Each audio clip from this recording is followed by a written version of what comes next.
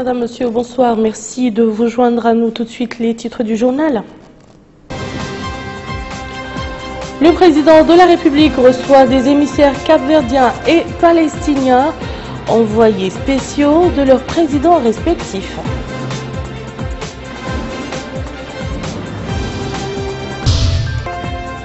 Le Conseil des ministres adopte une série de projets de loi et passe en revue celui interdisant la fabrication, l'importation, la distribution des sacs et sachets en plastique souple.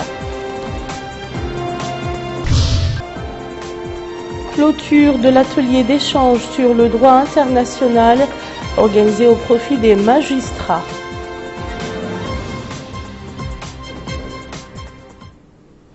Nous ouvrons ce journal par les audiences du président de la République. Mohamed Ould Abdelaziz a reçu aujourd'hui Madame Maria Cristina Fontlima, vice-premier ministre capverdienne, émissaire spéciale du président capverdien Jorge Carlos Fonseca, accompagnée de la ministre capverdienne des Finances, Madame Cristina Adjart.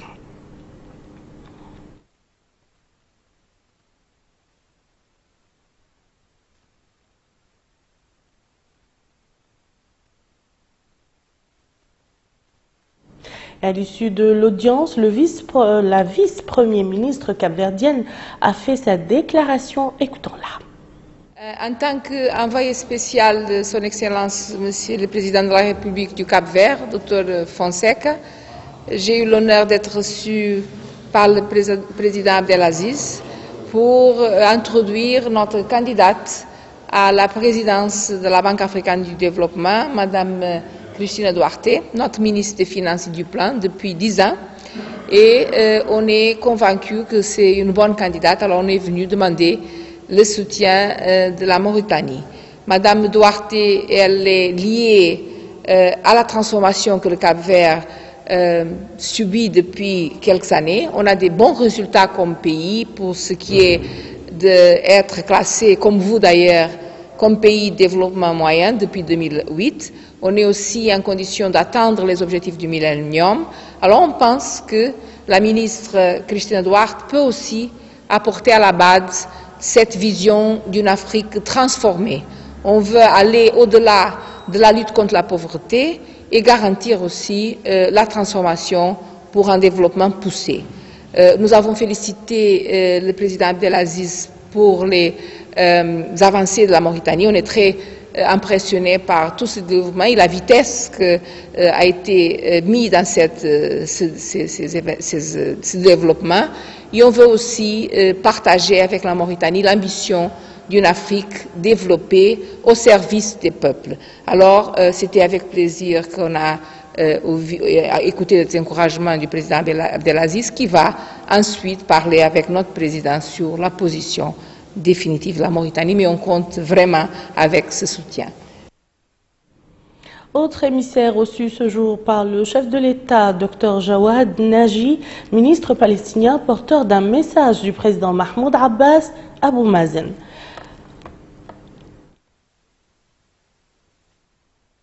Le président de l'État de Palestine a déclaré que sa rencontre avec le président de la République était l'occasion pour lui de transmettre les salutations du président palestinien à son Excellence le président de la République et à travers lui au peuple mauritanien et celle de la direction nationale et du peuple palestinien, ainsi que leurs remerciements à son Excellence, au gouvernement et au peuple mauritanien pour tout ce qu'ils apportent comme aide et soutien au peuple palestinien, en particulier sur le plan politique. Il a dit leur appréciation de l'action dynamique menée ces dernières années par la Mauritanie et qu'elle mène encore aux deux niveaux arabo-africain et international en vue de rassembler davantage de soutien pour la cause palestinienne. Il a par ailleurs souligné la portée des réalisations et les résultats obtenus par la Mauritanie dans les divers domaines et dit avoir transmis au président de la République la détermination de la direction nationale palestinienne à développer la coopération avec la Mauritanie dans les domaines économiques et à tous les niveaux. Enfin, l'émissaire palestinien a dit avoir informé le président de la République de la disponibilité de la direction nationale palestinienne de mettre l'ensemble des moyens et des compétences au service des frères en Mauritanie, ajoutant qu'ils vont travailler prochainement sur la coordination de leurs positions bilatérales au niveau africain, d'autant plus que c'est son Excellence qui préside l'Union africaine. Je vous le disais dans les titres, le Conseil des ministres s'est réuni aujourd'hui sous la présidence de M. Mohamed El Abdelaziz, président de la République. Le Conseil a examiné le projet de loi portant pénalisation de la fabrication, l'importation, la distribution et l'utilisation des sacs et sachets en plastique souple. Le projet de loi traduit la ferme volonté du gouvernement d'appliquer l'interdiction de la fabrication, l'importation, la distribution et de l'usage des sacs et sachets en plastique souple. À cet effet, il définit un arsenal de mesures répressives applicables en cas de contravention. Le Conseil a également examiné et adopté les projets de décret suivants. Projet de décret portant nomination du président et des membres du conseil d'administration de la compagnie Mauritanian Airlines International. Projet de décret portant nomination du président et des membres du conseil d'administration de l'université de Nouakchott. Projet de décret portant nomination des membres du conseil d'administration du Centre national des œuvres universitaires. Projet de décret portant déclaration d'utilité publique des travaux de construction du réseau en fibre optique du projet de connectivité nationale Warsip Mauritanie. Projet de décret portant nomination du président et des membres du conseil d'administration de la Société nationale pour le développement des infrastructures numériques. Projet de décret portant nomination du président et des membres du conseil d'administration de l'École nationale des travaux publics d'Alag. Le ministre des Affaires étrangères et de la coopération a présenté une communication relative à la situation internationale. Le ministre de l'Intérieur et de la décentralisation a présenté une communication relative à la situation intérieure. Le ministre des Finances a présenté une communication relative à un bail amphithéotique dans la wilaya du Bratna au profit de l'autorité arabe pour l'investissement et le développement agricole. Le ministre de l'Équipement et des Transports a présenté une communication relative à la situation des accidents de la route survenus durant l'année 2014. Enfin, le Conseil a pris les mesures individuelles suivantes. Ministère du pétrole, de l'énergie et des mines, cabinet du ministre, conseiller technique chargé de la communication et de la coopération, Abdallah Yaqoub Hurmtallah, titulaire d'une maîtrise en droit. Ministère de l'Agriculture, établissement public, École nationale de formation et de vulgarisation agricole de Kayedi, directeur Sidi Mohamed El Qassem, ingénieur agronome. En remplacement à M. Sidi Ali Ouldeida, admis à faire valoir ses droits à la retraite. Et comme vous venez de le suivre dans son intégralité, des ministres ont commenté devant la presse les résultats de la réunion hebdomadaire du gouvernement. Intervenant en premier, Dr Aziz Mohamed Mahmoud, ministre des Relations avec le Parlement et la société civile porte-parole du gouvernement, a affirmé que le Conseil a adopté le projet de décret relatif à l'annonce des travaux de construction du réseau en fibre optique du projet de connectivité nationale Warsip Mauritanie et suivi une communication sur les accidents de la circulation durant l'année écoulée. Situation qui a été détaillée par le ministre de l'Équipement et des Transports, Dr Selkou Ahmed Zidbi, qui a livré les statistiques concernant les accidents de la circulation durant la période 2013-2014. Le ministre a précisé à ce sujet que les accidents matériels qui n'ont pas causé de pertes humaines ont atteint en 2014 plus de 5800, tandis que les accidents qui ont conduit à des pertes humaines ont atteint pour la même période 1850, causant notamment 219 morts. Quant à son homologue de l'emploi, de la formation professionnelle et des NTIC, Mohamed Lemine Oulilmami, il a apporté des éclaircies sur le projet Warsip Mauritanie qui s'inscrit, a-t-il dit, dans le cadre de la stratégie nationale de modernisation de l'administration et des technologies de l'information, de la communication pour la période 2012-2016. Le président de l'Assemblée nationale, Mohamed Ould Bouilil, a eu ce matin dans son bureau un entretien avec Nizar Abdelkader, directeur exécutif de l'Institut Genève des droits de l'homme, accompagnée de la présidente de la Commission nationale des droits de l'homme. L'entretien a porté sur les questions d'intérêt commun. L'ambassade du Soudan dans notre pays a abrité hier soir une réception à l'occasion du 59e anniversaire de l'indépendance de la République du Soudan. Notre pays y était représenté par le ministre du Pétrole, de l'Énergie et des Mines, ministre des Affaires étrangères et de la Coopération, Mohamed Ould Khoune. Et dans un mot prononcé pour la circonstance, l'ambassadeur du Soudan, Gharib Allah Khaddar Ali, a souligné l'excellent niveau de coopération qui existe entre nos deux pays. La réception a été émaillée par des chants soudanais glorifiant l'indépendance et les héros de la résistance. Suite et fin de la visite du ministre de l'Agriculture dans la vallée, Vumgleitse a constitué la dernière étape de cette tournée dans laquelle le ministre a visité des périmètres maraîchers. Auparavant, Brahim Mohamed Mbark avait visité à Kayedi le Centre national de vulgarisation agricole. Le point avec Mohamed Zamzam. Durant son séjour dans la wilaya du Gorgol et dans le but de s'informer sur l'état d'avancement des projets en cours, le ministre de l'Agriculture, M. Brahim Mbark Mohamed Mokhtar, a visité l'aire aménagée pour le maraîchage dans les villages de Leboudou, relevant de la commune de Fumgleita. Ce périmètre constitue l'un des échantillons de l'intervention du programme de lutte contre la pauvreté à travers l'appui aux filières connu sous le nom du POLPRAF, notamment dans le domaine du maraîchage. S'agissant du choix de ce périmètre, le coordinateur du POLPRAF, M. Mohamed Abdallahi, a précisé que cet appui permettra d'améliorer les conditions de vie des populations pauvres de cette localité constituée essentiellement de femmes, disposant d'une grande expérience dans le domaine du maraîchage. Dans ce cadre, le projet a aménagé la parcelle destinée au maraîchage, la fourniture d'intrants agricoles, la protection du périmètre par le grillage, pour ne citer que cela. Le ministre de l'Agriculture a par ailleurs visité le Centre national de recherche agronomique et de développement agricole basé à Kaïdi. Sur place, le directeur général du CNRADA, M. Bab Ahmed Ould Naqra, a présenté un exposé détaillé dans lequel il a passé en revue les différentes expériences menées par le centre, notamment l'introduction de la patate douce, le quinoa et d'autres variétés qui permettront d'améliorer la qualité et la quantité de la production agricole. Enfin, le ministre de l'Agriculture a visité le pont séparant l'affluent du Gorgol Noir et le fleuve Sénégal, l'occasion pour le ministre de s'informer sur les opportunités agricoles qu'offre l'exploitation de ce pont.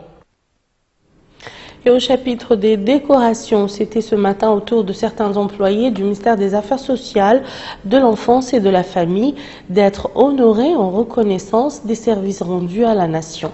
C'est ainsi que Mme Lemine Mtelkotoboulmama, ministre de ce département, a décoré au nom du président de la République de la médaille de la reconnaissance nationale, Mohamed Fadaloul Mohamed Lemine, inspecteur général, de la médaille d'honneur première classe, Mohamed Danoul Ahmeden, chef service, de la médaille d'honneur deuxième classe, Mme Zainabou Mentalib, coordinatrice régionale, et Mohamed Ould Souleyman, technicien supérieur, et enfin de la médaille troisième classe, M. Omar Ould Aboundjaï, chauffeur.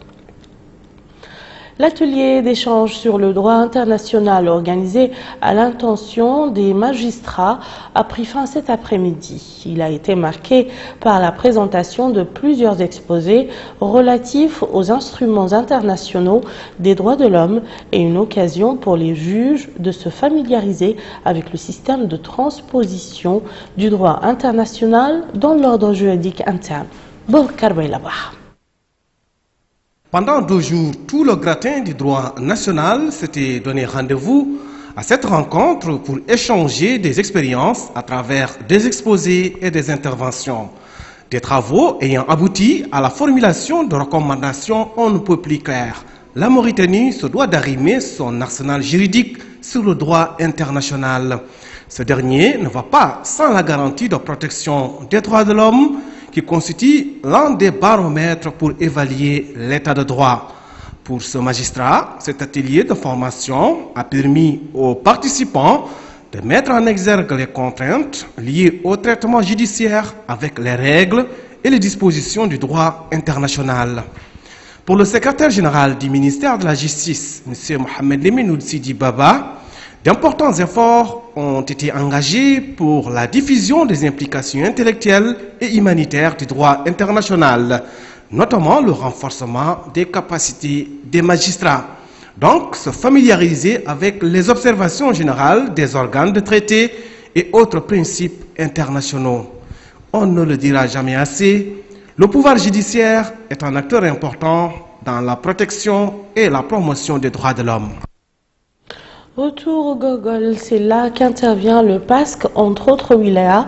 Ce projet est chargé de la lutte contre la pauvreté dans la zone sud de l'Aftoud et du Karakoro vient d'organiser un atelier sur les procédés d'intervention dans le domaine de l'amélioration de la production agro-pastorale.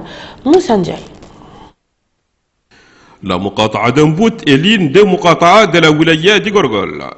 Elle abrite un atelier de formulation de la stratégie d'intervention du PASC 2 pour le développement des systèmes de production agro-silvopastorale au niveau de cette Muqata'a. Autorités administratives, élus locaux et acteurs au développement local participent à cet atelier de 2 jours en vue d'accompagner les efforts des uns et des autres pour une production locale réussie au profit des habitants de la Muqata'a d'Ambout. Au cours de cet atelier, les participants aborderont plusieurs thèmes à travers 3 groupes. Le premier abordera les différents aspects qui font obstacle au développement de cette Muqata'a. Le deuxième et le troisième mettront l'accent sur les ressources naturelles de la Muqata'a d'Ambout pour mieux développer la zone. Et nous clôturons ce journal par Derek. C'est dans le Tirs Zamour qui vient d'abriter une rencontre de concertation sur l'impact des extractions minières sur l'environnement avec la participation de la société civile sous l'égide de la société El-Aouj. El-Haj Abdallah Hiddin. Chaque opération d'extraction a des impacts environnementaux et sociaux sur la population avoisinante. Une raison qui a poussé la société El-Aouj des mines d'élargir ses concertations avec tous les organismes et les associations qui représentent les habitants d'Evderik, la Muqata'a qui abrite les sites d'extraction des minerais.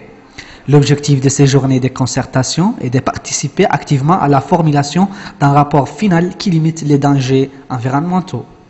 Nous étions hier à Zouerat et aujourd'hui à Avderik pour organiser des journées de concertation avec toutes les parties prenantes au projet El-Aouj.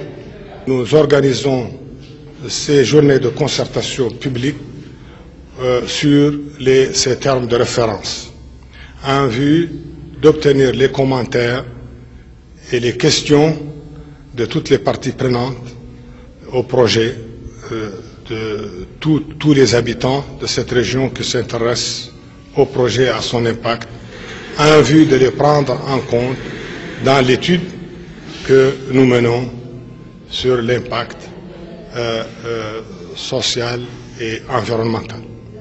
Cette journée de concertation qui s'est tenue à Avderik a constitué un espace idéal pour faire ressortir les aspects positifs que le projet El-Aouj peut apporter après l'exécution des travaux. Les questions posées ont été répondues par les responsables de la société qui ont promis de les prendre en considération lors de la finalisation des rapports finaux. Et voilà qui met fin à cette édition. Je vous en rappelle les principales informations. Le président de la République reçoit les émissaires capverdiens et palestiniens, envoyés spéciaux de leurs présidents respectifs.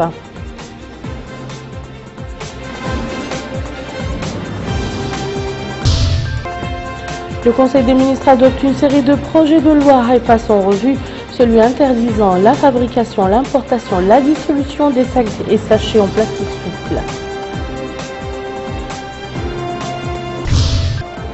Clôture de l'atelier d'échange sur le droit international organisé au profit des magistrats. Merci Madame, Monsieur de nous avoir suivis. À demain. Bihawlillahi wa quwwatihi.